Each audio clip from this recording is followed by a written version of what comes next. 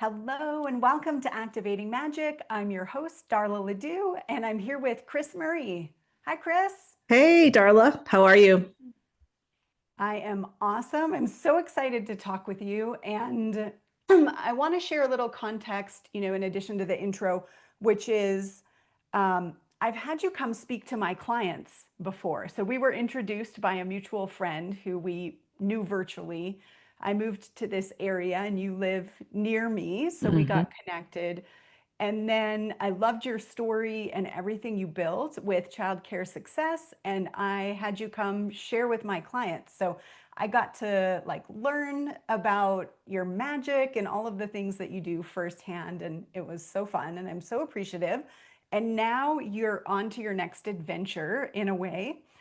So tell people a little bit about, let's frame this up in the context of making a business around your magic. hmm So the business that I built was discovering that there were no people effectively teaching business skills to early education entrepreneurs who were very dialed into all of the education stuff and the curriculum and taking care of children and, all of that. But I found a stat one day that was a huge aha that was like 10 to 15% of all childcare, daycare, preschool owners have had business training, and 85% have not, roughly, some Wow. survey. And I was like, aha, I can Interesting. build a business out of this. And my kids were in childcare at the time. They were little. And so I dove into it, and I got the original download sourced message to do it in a yoga class, actually, which I talk about in the beginning of my book. And so I just spent the next 15 years creating a 7-figure coaching, like a classic mastermind style business for this niche. It became the largest business of its kind and really peaked in that 2019 to 2021 during COVID. Mm. Um, time frame. And then in 2023, I exited the business as so now I'm just operating as a founder and popping in from time to time. And the business is basically running with its own team and a CEO that succeeded me. So um, that's like a The very dream. quick, yeah, it was an amazing experience. It also was a lot of heavy lifting, as every entrepreneurial journey tends to be. But it was really fun and I loved it. And now I'm on to a new adventure, as you referred to. Yes. Okay. So download in yoga class. I need to ask more about that. Yes. So I was laying on my mat. It was 2007 and it was Shavasana time. And my kids were across the street at the nanny. We had set up like a mommy and me thing where all the moms in the neighborhood on Thursdays would get together at this lady's basement. And then across the street, we could drop our kids off. And they all played and they had a great time. And we had a great time having a little break and getting some amazing yoga. And so I just remember vividly laying there, and whether it was, again, source, God, my higher self, whatever you believe in. I use all of them. Yeah, exactly. And it just came in as clear as a bell. It was just boom. And it just said childcare. And so I went home that day and I started researching and Googling, of course. And even back then, Google was in its infancy, kind of, been about 10 years old. There was no social media really to speak of. I mean, maybe Wow. Facebook had been founded, barely. But anyways, I was just cruising around, looking on the internet, learning about what was out there, either online businesses or researching the marketplace, looking for people that were teaching, because I was kind of a marketing and sales. I had been doing marketing and like business development, analytics, some sales type stuff my whole career. And so I was looking for what that meant. Like, what did that download? Let me explore that and try to intuitively dive into how I can action that, how I can, Yeah. and what did that mean? And it's pretty cool. And my kids are in childcare, so I have some affinity with the market. Let me understand how I can maybe bring a little business out of it. And so I found a online website that was for sale. Within like a couple days, it might even have been that same day, I found daycarehotline.com, which was one of the top, it was the top website for the keyword how to start a daycare. And they had like what I found out later, 18 to 20,000 unique visitors a month, because there were a lot of women in that time and men that were looking for how to start a home-based, primarily childcare business, but some center-based. So yeah, I just dove in, took action on the download, the message. I didn't know what it meant, but it was very, very clear and very strong. And then I just kept following it. Wow. Um, I have had like program names drop in and things like that. Yeah. I would love it like so clear. Go do Yeah. this. That's amazing. And Yeah. And you back know, then I wasn't really even practicing a lot of the spiritual growth and spiritual work that I'm doing now. I wasn't doing as much back then. I mean, right. certainly I was doing yoga and maybe a little bit of meditation, but for it to be so clear, because back then, since I wasn't as, you know, focused on awakening and consciousness, I had more head noise and just more noise, not as much Mhm. spaciousness to hear such a strong message, but it was strong. Got through. Yeah, I got That's through. amazing. So, just I'm thinking of dentists that don't get business training or coaches really that often don't get business training. I mean, that Mm-hmm. seems to be how the whole world of this started, right? Is all the Yeah. coaches with no business training. So cool that source directed you to this arena that wasn't being served yet. So we're going to talk about your book, Antidote to Fear, which is your new venture. But first, what's your favorite moment? So if you could say, leading childcare success, like having um, the big events and the Mm-hmm. community and all of that. I mean, you've done so many things. What is the moment that you're most in your magic in that work? Mm-hmm. That is when I am able to facilitate the aha moment for the client. And I have seen it happen from stage where I'm running a workshop or doing a talk, oftentimes with a flip chart and a marker in hand, because that's kind of where tactily I can feel the energy like kind of coming out of my fingertips. Yeah. Me too. Yeah. Yeah. I love it.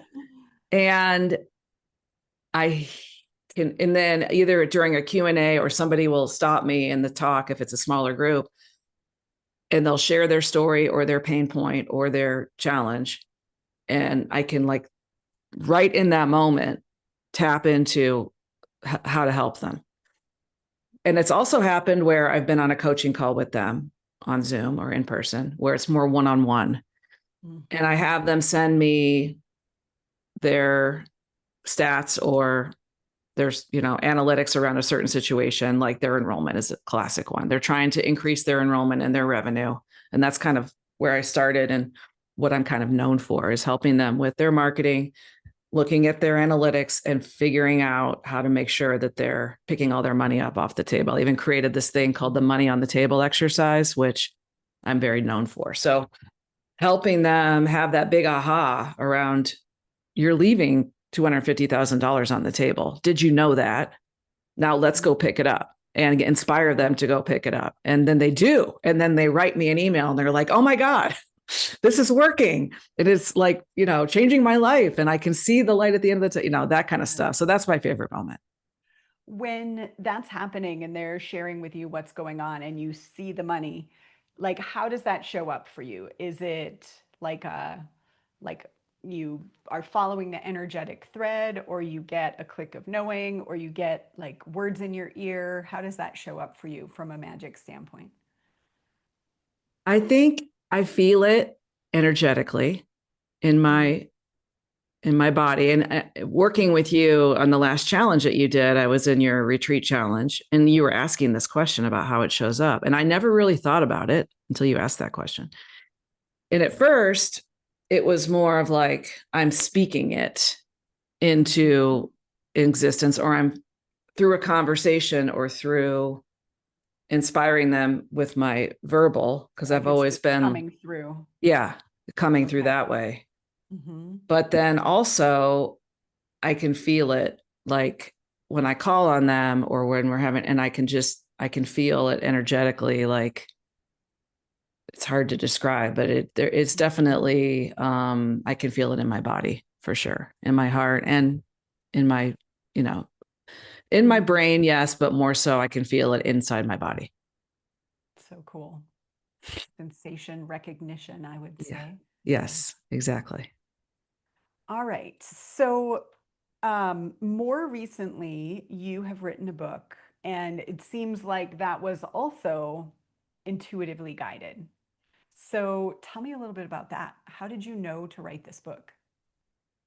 So I've been wanting for the last 3 or 4 years. It's been there.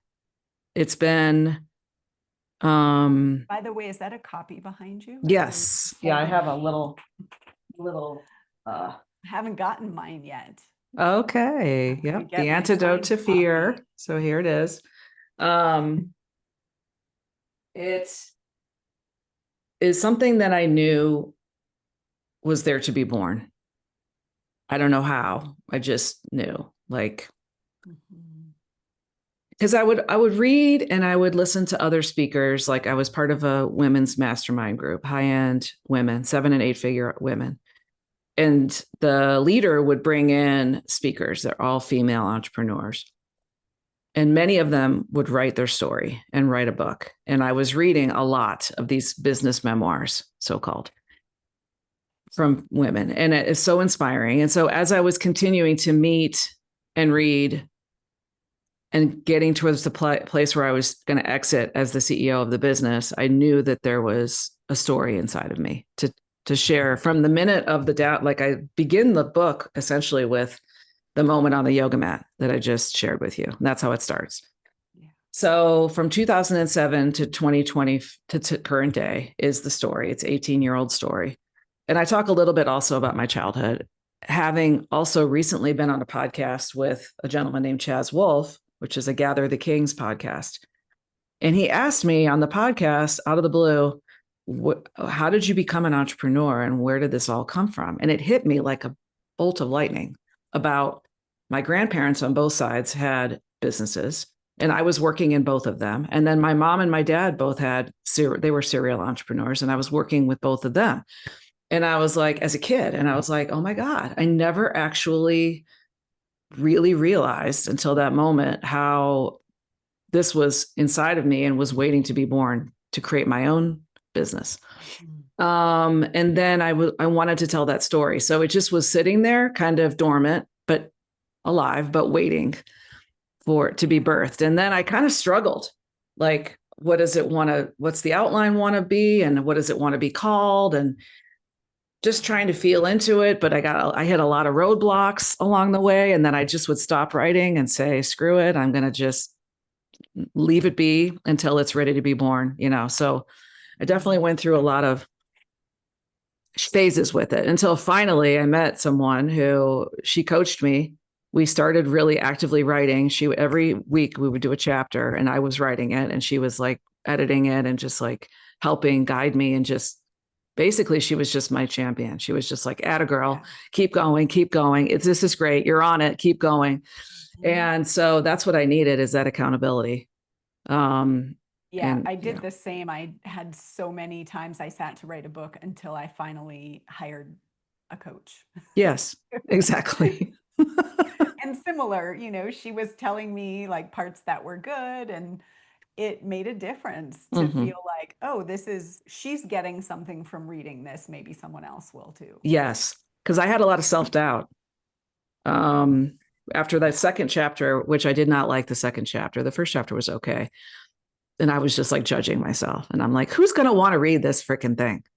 Like, oh my God, like, don't we have enough memoirs out there, like, really, do we need another one? So anyways, I was totally judging myself and having self-doubt, which I do struggle with. I have struggled with a lot in my journey, but the whole book is essentially about seeing your fear or seeing your self-doubt and then how to really process it and different strategies for ways to find your antidote to fear at that moment. What lean into, whether it's finding a tribe or finding a coach or sharing your story or clarifying your vision, or so there's 10 different ways These for are some how. of the antidotes you're Yeah, naming? those are some of the antidotes. Yeah, Yeah. amazing. Yeah. Um, when I wrote my last book, I had a moment of, I think that this, I've been teaching this for so long. I don't think anybody wants to know this. I think it's so old and dated, and it wasn't, but in my mind it was, because it was old for me, and it's still fresh. I still teach it. So, but I almost threw it all out, and it was like, oh, I need something different. So I get Right. that. Yeah. Um, so you talked about self-doubt, and someone might look at what you've created and go, no way, Kris Murray has self-doubt. So can you think of a moment, and maybe it's one of the chapters and one of the antidotes, where fear was really self-doubt? Yeah. I would say I struggled with a lot of self-doubt, more so in the beginning. And the biggest, probably the biggest theme around this is because I'm helping childcare business owners. I'm helping, um, large chains, even that are very corporate. And then I'm also helping the mom and pop little guys, and which is where I like to play more so. And so my sweet spot for clients is the smaller Mm. folks, which are still can be $1 million businesses. But regardless, I had major imposter syndrome and self-doubt because, Darla, I never owned a daycare. I never owned a childcare business. I never owned a preschool. And so I'm building this huge coaching organization. Now it has 10 coaches, and they all own they all pretty much come from this world. They all own. Yeah. And so what I did to really help with that self-doubt about myself feeling like imposter syndrome is hire coaches who had the expertise. So we can go in the organization, we've got 350 years of childcare expertise. So that really was a great antidote for me to surround myself with this awesome tribe and be a great leader for them. I really developed my leadership skills over the 15 years. That was probably one of my biggest focuses, is I wanted to be the best leader that I could for this team of 30 people that I built. So, but yeah, that piece when I was in this beginning part and they were like, well, what's the name of your childcare business? And I'm like, yeah, I don't have one, but I can teach you a lot. Like I can help you like literally double your income or 10x your business. I really, and I had, now once I started getting those case studies and those testimonials, then the self-doubt started to quiet. Yeah. Yeah. So what did it take to go all in when you didn't have that background and just you had an inner knowing that it would work? Yeah. Because I think so many people dabble, right? Versus saying, I am going to be the best at this thing. Yes. So what I did, one of the antidotes to fear is to find your tribe and find good coaches or mentors that you can be part of a mastermind group, or whatever kind of tribe is the best for your goals. For me, it was being in a business mastermind group, and I was in many different ones. And I'm sure I have spent, I wanted to do this exercise, like how much have I actually invested in myself to go all in? Is I'm going to, every time I'm feeling like I'm ready to go to the next level, I'm going to invest, and I'm going to keep investing and investing and investing and go all in. And those investments in coaching and mentorship were the best, to me, the most important thing that I did to build the business, because it kept me alive with having a group that I could talk to. It helped me not feel lonely. It helped me see the success. It helped me share the little wins. It helped give me examples of other people in the room who were doing similar things. Like you mentioned, dentists. So there were a lot of guys more so that were doing coaching for dentists. And there was a coach for IT businesses, Robin Robbins. And so I was like learning and rubbing shoulders with all of these people doing what I was doing, except nobody was in my chosen niche. I was the only one. So it was really cool because it gave me a model for how to build something that I knew was going to be 7 figures. Like I just kept going.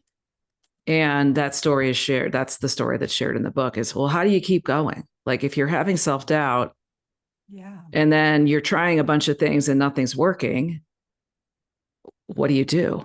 You know, and I had those moments, but I just continued to test, continued to invest, continued to try new things, and things would land. I think the biggest thing for me was that I had a client. The clients were great. The heart-centered entrepreneurs, mostly women, sometimes husband-wife teams. And I just had an affinity with them. I loved them. I just think I just kept loving them.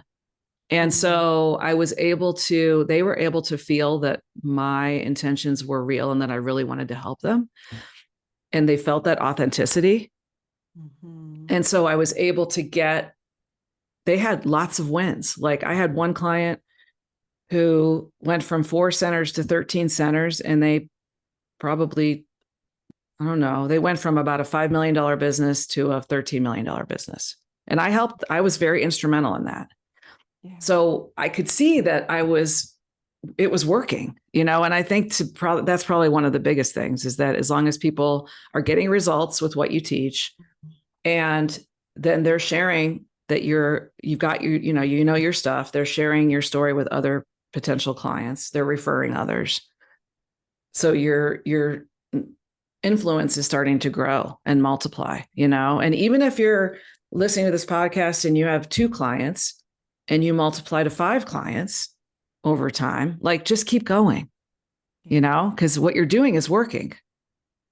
So yeah, it's just smaller. It's just a smaller scale. I only started out my first year, I made like 25 grand. The second year I made 100 grand. The third year I made 250 grand. And then, so I share also that revenue stream, that graph of the revenue of the business in the back of the book. And I never had a down year. It's just got to keep going. I think a lot of people are looking, you said, continue to test and try. And I heard this somewhere. One of my first mentors was David Nagel. And he would say, businesses don't fail, business owners quit. And that, as long as you are committed to the long haul, you'll do what it takes to find the path that works. And I see so many people who just want it to work right away, or if that first result doesn't work, then they give up and do something else. Right. And so I'm hearing in what you're saying, like, just keep going. Mm-hmm. And you can like find your like what you asked about is what is the moment that was like your favorite part. So finding what you love inside of what you do, finding your superpower. Like for me, I discovered that speaking and especially doing webinars and selling off the back of webinars was very lucrative for me. So I would try to do like one really good webinar every 6 to 8 weeks. And because I didn't want to oversaturate the market, I didn't want to oversell, but if I could sell, 10 or 15 or 20 grand of product on every webinar. And that's what I kind of started to do. And then once I was able to scale the business, because now it was like big enough at first I'm doing all the jobs. Like at first you do all the things. That's very classic. But I didn't mind it. I was energized to wake up every day and get to my laptop and create. I was in super creation mode, creating content, creating courses, creating webinars, boot camps, writing my first book. I loved it. So just if you tap into what you love and what your superpower is, you're going to find that magic. Love it. Talk about your vision now. So you've been on a spiritual journey. I know you've been attending a lot of retreats and working on your inner world. What difference has that made for you? Mm. It's made, I can't, it's like, I am so different. I am my next version times 10. What it really did was bring me home to myself. And no matter what happens in my life, I feel tapped into source in a way that I've never have and into myself. It's really take me on a love journey back to my own soul. And not to be woo woo, but it's just, I just love myself so much more than I did. I think I had pockets of things where I hadn't resolved and processed old emotions, old stories, old childhood conditioning. And I went back and I did the work in retreats primarily, but also in this coaching group that I'm in to process all of that old crap. And then like my heart, like I feel like my heart tripled in size. Like I don't know how to describe it, but I'm just so joyful. You know, I wake up every morning, I ponder, I look at the beauty out in the world in Colorado here where we live. And it's just, but no matter where I am, even if I'm in downtown Atlanta or wherever, I try to find something where I can ponder and reflect and do a little meditating. And ponder to me is just meditating with your eyes open, but it's tapping into source. It's, you know, actively having a morning practice where you are present. You're tapped into presence, essentially. But yeah, it's just been, and I also did a bunch of 2 retreats with Eckhart Tolle, which I don't think we've talked about. Oh. But so I did work with Eckhart, and then I've done work with Amir Zogi, who's my current mentor. But yeah, it just feels really beautiful and kind of blissed out these days. But and then if something happens, and then I'm in this place of acceptance, like people, their stories, their judgments, their decisions, their wacky behavior, you know, whatever happens, somebody is in a car and, you know, just all of those things that can trigger us or me is my triggers basically have melted. Like it's not like I never get triggered, but I don't probably spend 5% of the time that I used to in that angst or that judgment or that, you know, that energy. And so that energy is basically just dissolved. Yeah. I love that you're talking about kind of cleaning up the energy, right? So Yeah, the way I hold it is, something happens and we don't feel it in the moment because it's so scary. And instead of feeling it, we build up a mechanism to avoid that thing ever happening again that's because we right. don't want to feel it. And then that becomes stuck in our body in some way. And especially if you're sensation magic, right? It numbs certain things. And there's a lot of people in the coaching, like coaching is so forward looking, right? Mm-hmm. It's like we're um, setting a goal, like everything is in context of where you want to go rather than Yes, therapy where we're going backward just that's right. for that purpose, right?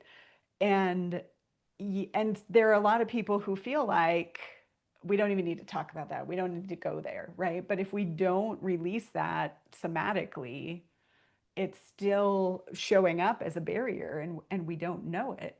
That's right. And every time we go to the next level, it comes up again, right? Yeah. To like feel even deeper. Mm-hmm. Um, what's an example for you of something that you let go of in this journey that's made a difference, that's made your heart open even more? Mm-hmm. So there was a powerful example, and I didn't really want to see it, that kept happening to me as a pattern over and over again, which Isn't that was, how it is? yes, which was somebody in my organization, usually, or somebody who I was like a business partner with, who would end up stabbing me in the back.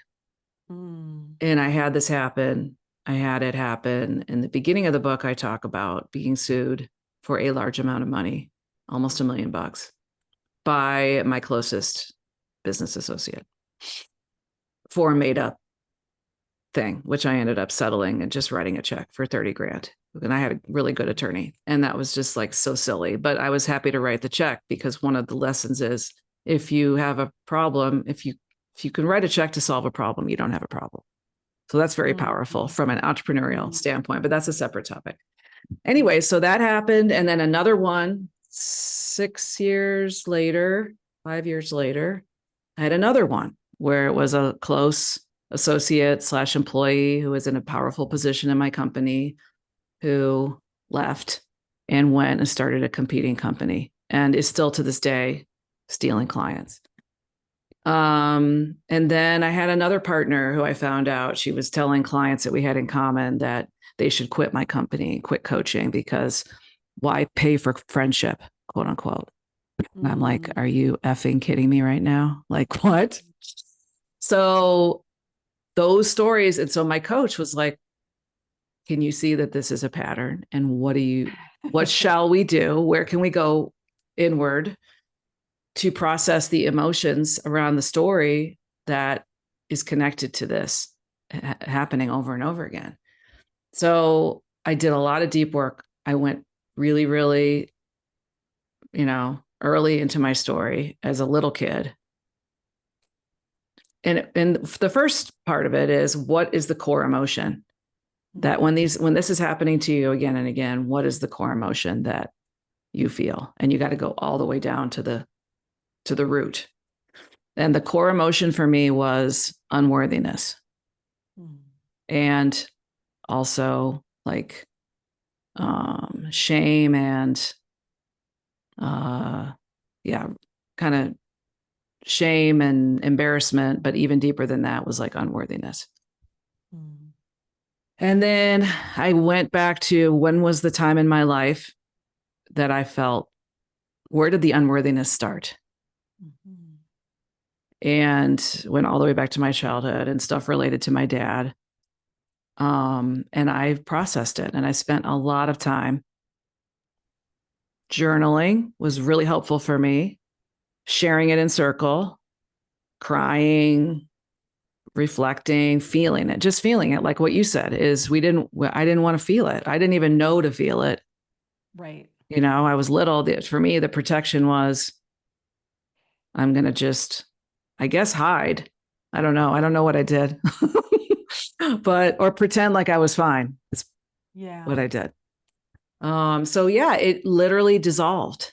The whole story, the whole people in my life doing that. Once I reclaimed my power from that story and dove into my own worthiness and my own love of myself, it never happened again. Pretend like it was fine was the coping mechanism. Yeah. Yeah. So many of us create on top of that in some way, right? Like, it's fine. I'm fine. I remember when I first did landmark education way back when I was in corporate, or I was teaching actually, and I'm fine was totally my thing. Yeah. Like, nothing could bother me ever. I'm fine. Yeah. So I relate to that. Yes. And I did landmark as well. I did it when it was still the forum. And to his credit, and I learned a ton from my dad, and I talk about him a lot in my book, and he was a huge influence on me, and he was a great businessman. He taught me a lot about customers and businesses, and it was really good. And he was, and very, he was a very charismatic speaker. And I believe that I am channeling that from him. He passed in 2006. So I started the business the year after he passed away, which is interesting as well. But yeah, and I know he would be, I know sometimes I can feel him, his energy, like watching me, or I can just tap into him, and I know he's proud of me and watching and present in some way. So, but do you Yeah. I don't know if you want to share this, but Yeah. how did he give you, or how did you interpret I'm unworthy with your dad? So he had a very he was very loving, and he sent me the thing about he sent me to the forum before it was the Landmark Forum when I was 19 years old, and that was also very formative for my adult Oh, life. I yeah, was like, yeah. what is this thing? Um so he had a very like he loved women and he loved beauty. Mm, He loved beautiful women. He was always flirting. Wherever we went, to the bank or the grocery store, all the women would be happy if he was in their line because he would make them feel beautiful. And it was great. And he would flirt, and it was, innocent.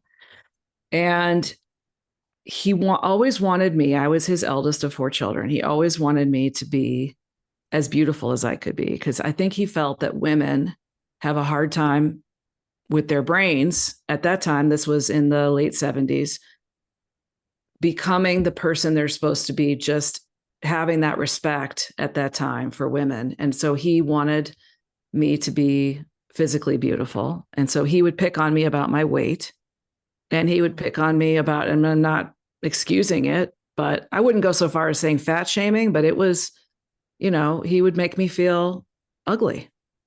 He would make me feel shameful or just, unworthy with his comments. They could be very hurtful and very direct and very almost like mean. And also I had acne. So when I was 12, 13, 14 years old, life was not, it was not yeah. joyful for me. I felt ugly. I felt, I had glasses, I had big glasses. I had acne. I was kind of chubby. Uh-huh. And so I carried that for a long time. And I don't think If you he, meant to be mean about it, but in some ways, and he grew up with parents that also could pick on. Mhm. He had five brothers and sisters, and they all would be pitted against each other by my grandparents. Like, it was like, it was pretty rough. It could get pretty mean spirited. So that was family back then. So anyway, Yeah. yeah, Um, yeah, there was less awareness about the importance of parenting, I would yes, say back then, and the right, impact. Um, I was heavy when I was a kid, and I know it was a protection mechanism. And yeah, then when I got to eighth grade, I lost weight, like just, it just happened. And sure, then I suddenly needed glasses. So it was like this shielding myself. uh huh. Um, but when I was young, my mom used to play this polka song, and it was, I don't want her, you can have her, she's too fat for me. These are the lyrics of a song. Right, And I used to like interpret that she was singing that about me uh huh, because, I was constantly on a diet and my weight was like a huge topic of conversation. right. Yeah. Yeah, my stepdad used to call me for a nickname, Wide Load. I'm like, who does that? And I wasn't even that fat. I was just kind of curvy, and Big Crystal. That was my other nickname. And I'm like, I want to say to my mom, Oh, did you think that was okay? Like, it's kind of nasty. So I had it on both wow. sides. Yeah. I mean, I think he thought it was funny, but it's like funny at my expense. So now I'm very clear to make sure I never say anything to my Yeah. daughter. I have a 20-year-old daughter, and she also struggles a little bit, very curvy, struggles with gaining weight. And I'm just like trying to be as supportive as I can because I know what it feels like to not be supported. Yeah. Wow. And I also actually in Landmark, I worked on that with my mom, that experience. Uh huh. And it was amazing. I can still remember the exercise where like I felt it and it was received. So you talked about, bringing your stories to group. Like there's such a power in being seen and received in the story to help it alchemize. And Yes, I remember this story and bless my partner for hearing like that we had to tell the story over and over and over and over until it became funny. And it really did. And it totally changed my relationship to food, like overnight. exactly. Yeah. Yeah, I love that. So, I love the power of group to say it, feel it, have people feel you, have people receive you, to alchemize that energy and dissolve it. I absolutely adore it. It's yeah, everything. that feels like a good segue into you're hosting a retreat. Do you want to Yeah, talk a bit about that? sure. I'm excited. I haven't shared this with you yet. I was going to text you, but we now have 6 women. Um, Amazing. yep. And so it's a retreat called Mana Awakening in Maui, Hawaii, in late February, and we're going to be doing some embodiment practices, yoga and breath work, and of course, all the things that we've been talking about with journaling and pondering and circle for sure with 10 women. And so we have 4 spots left, but we're just so excited. It's upcountry Maui in a beautiful private home. I reserved a really lovely Airbnb home with big grounds and monkey pod trees. And so I'm hoping that we can do a lot of our yoga and things outside, and a nice pool and all of so it just should be a very beautiful experience. We're also going to do some excursions. We might do hula lessons on the beach, stuff like that. Mm, It's going to be really amazing. awesome. I'm really excited. How Yeah. is it to facilitate? Well, first of all, talk about Mana Awakening, like why the name? Yeah, we tapped into I'm a huge Hawaii lover. I've been many times, and the reason that I love it, one of the reasons, is because energetically you can really feel. I do believe that the energy of the Hawaiian Islands is magical, and you can feel that magic when you're there. So it helps you. Mana is the spiritual life force in every being, and our awakening of our spiritual life force or oneness or presence or source, whatever you want to call that energetically, but feeling into that in a bigger way and helping to dissolve again or alchemize these past stories for women that haven't really done a lot of this work. Some are more advanced, but most of the women are more new to these practices. And so just using the beauty of the surroundings of the trees and nature, and hopefully we'll see some whales in Hawaii to support and be supportive for the alchemization of becoming our next version, helping women process and let go of these things that have been feeling heavy in their lives. And maybe they've never been seen to be in a circle of women that can help them process these things and become a lighter, more joyful version and manifest whatever we want to manifest in our life going forward. So that's a little bit more about it. How do you feel right now as you're in this transition? So you sold your company, you have your new book, you have this retreat, which is, going to be very different. I'm using the magical skills you've developed, but it's Yeah. a whole different world. And like all of the unknown ahead of you. How do you feel right now? Mm, I feel pretty blissed out most of the time, to be honest. I feel grateful, like so joyful. I am I'm definitely where I was meant to be. Like all of the things that I've done in my life have brought me here for a reason. And I dive into that every day. And um, yeah, I'm just so grateful. I want to say when I was at a retreat with this group, I'm going to Japan with them next week. Um, we went to Bali, and I'd never been to Asia before, and I've always wanted to go to Bali. And I went to Bali in April, and we were meeting on one side of the island in Uluwatu, and my friend said, you need to go to Ubud, Bali, because Ubud has a really special magic. And I said, okay. And so I booked a night at Ubud before the group showed up, and I went. And that morning I woke up and I went up to a place where I could be with the treetops and ponder in the morning. And I got, Darla, the most clear download again, which was, and it just came in, and it was, your book is done. you're going to do a TED talk, and the world is going to experience what your message is, and they're going to feel beautiful, and you're going to help people. You're going to help people with this story. And retreat in Hawaii with my co-facilitator, Jordy, that came in as well. And I felt it I just felt the energy of it. Like it was literally like this instant download and all of those things. It wasn't like specifically told to me. I just felt it. Like I could feel that that's what it was. It was the most, I was just like, and my eyes welled up with tears from feeling that energy of all the people that were going to feel. And, and again, for me, it's like, it sounds can be very ego sounding, but it's just, for me, it's authentically like, if I can help one person live a better life or just feel more loving about herself or himself, then my work here is done. But it was just an amazing energy.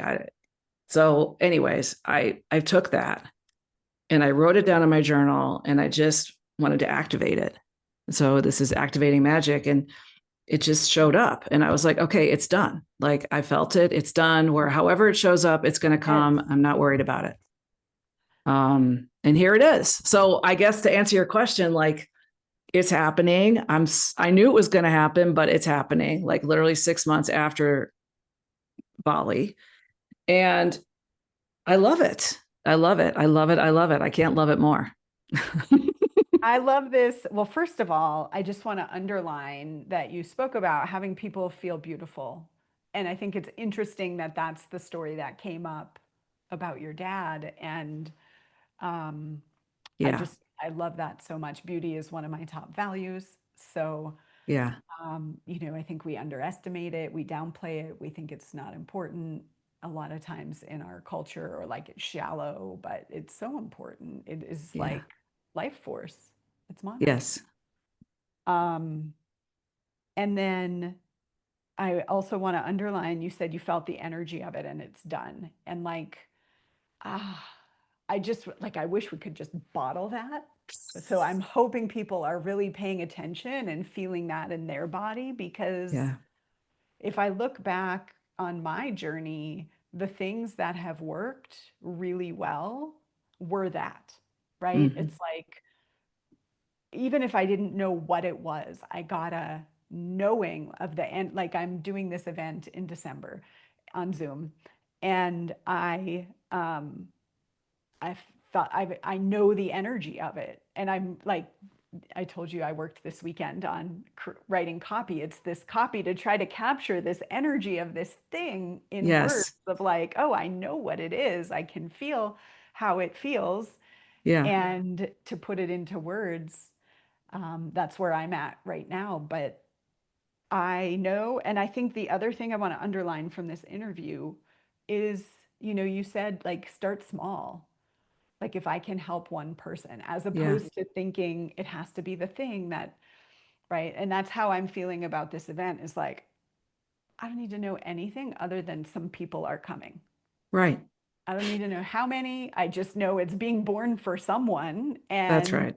like, I'm going to start right now. And maybe it's a thing that's going to keep happening. Maybe it's annual. Maybe, like, I don't even know. But Right. I know it wants to be born. And Yes. so, with that certainty, it changes how I show up to it, if that That's makes sense. right. Yeah. It's that certainty. It's what we call sometimes in the work I'm doing a wholehearted decision.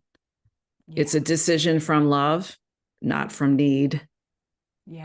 Um, and you just feel into it, you feel it, and it just becomes born that way through intuitively. And so, yeah, I love, so when you can decide from that place, a wholehearted decision about your business, and it's not easy to do, because it has to be, tends to be from a spacious place, not a small, because there's Yes. can be so much head noise. And so if it's very noisy, it can be hard to tap into what you love. So we got to reduce that noise. Yes. What I call my clarity point in my company is create space for magic. Exactly. Yeah, it can't be. I mean, eventually it can sort of be crammed into the corners of your life when you're really tapped in. But in the beginning, it requires a lot of space. You got to show up to your That's right. practice. That's Yeah. right. Thanks, Kris. Oh, Okay, my last question I always like to ask is if this episode is landing on the ears of someone who is in Cleveland, Ohio, let's say, since I know you're connected there, and they are surrounded by people who are not in a spiritual or energetic conversation. Maybe they're not entrepreneurial or looking to make money from their gifts, but this individual is activated to go on that journey. What would your advice be? um, what is, what can you feel? I want to try to say, spend some time having clarity, and again, for me, it's pondering and journaling. Mm. I'll give you an example. It's better for me to say a reference point. So when I got into this work, I was in a relationship. It wasn't a business purpose, but I did find this work through a business connection. I was in a relationship that I knew was probably wrong for me, but I was nervous to let it go because there were kids involved, blended family. We had bought a house together. We were engaged, but I needed strength and help. I needed a guide, a mentor, a facilitator, somebody, a coach to help me. And I just, like, the coach showed up that was perfect for me in that moment. And so I guess for that person sitting in Cleveland, Ohio, is like, can you clarify what your pain points are, what your challenges are, and who would be the perfect person that would help you with that? Whether it's, one of my antidotes to fear is find your tribe or find your community. And hopefully the community is led by a coach that is seasoned in your situation or what you want to do, what you want to build, what you want to create. There's got to be some affinity if you're going to find the right coach. But even just if you find the wrong coach, is just start. But I do believe that if there's nobody else in your life that that's spiritual or that is wanting to tap into this with you, and you feel alone on the journey, is the best step to me is to find like-minded people, to find the tribe, to find the coach. And so talking to people, Googling, picking up some books on Amazon on the topic that you want to dive into. But Listening to all the episodes of this podcast to choose yes, who you resonate with the most. exactly. I mean, obviously, if they're hearing this, they're already tuned into your podcast, Yeah. right? So, I say dive in deeper. Let's go deeper. Let's continue to peel back the layers. And so through that work, you're going to find the thing that resonates with you, that you're going to build, that you're going to become that next version. You're going to create. But oftentimes it does take people in your life. You just got to tap into that energy with continuing listen to Darla, continuing working with people that are on her podcast, but yeah, and reading. Yeah. So yeah, those are some tips. Yeah, so go to Kris's retreat. Come to my virtual event, December Yes. 11th to 13th. It's going to be intimate and doing this work that we're talking about. Yeah. And then you've offered a free conversation. Yeah. So we have a link for that that we'll put in the show notes here. It's called a Reclaim Your Power Discovery Call. So, I can't even imagine the value of that, Kris, if someone were to, pay for your time. So, if you resonate with Kris and her story and you want to really feel beautiful and connected and blissful and all of those things, definitely take that step.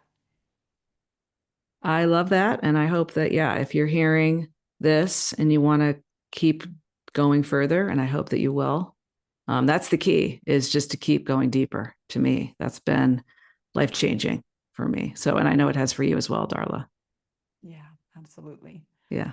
Thank you, Kris, so much for being here. Don't forget to get Kris Murray's book, The Antidote for Fear. You can find it at your favorite bookseller. And any parting words? Um, I want to thank you. This has been amazing. I loved this conversation. And every time I hang out with you, I definitely feel magical. So thank you for helping clarify these different types of magic. It's just been incredible to get to know you as a friend and work together. So thank you so much. And hopefully people got a little nugget of inspiration or something from our conversation. I'm sure they did. So thank you. Thanks, Kris. Back at you. Thank you, everyone, for being here. I'll see you in the next episode of Activating Magic. Bye, everyone. Bye.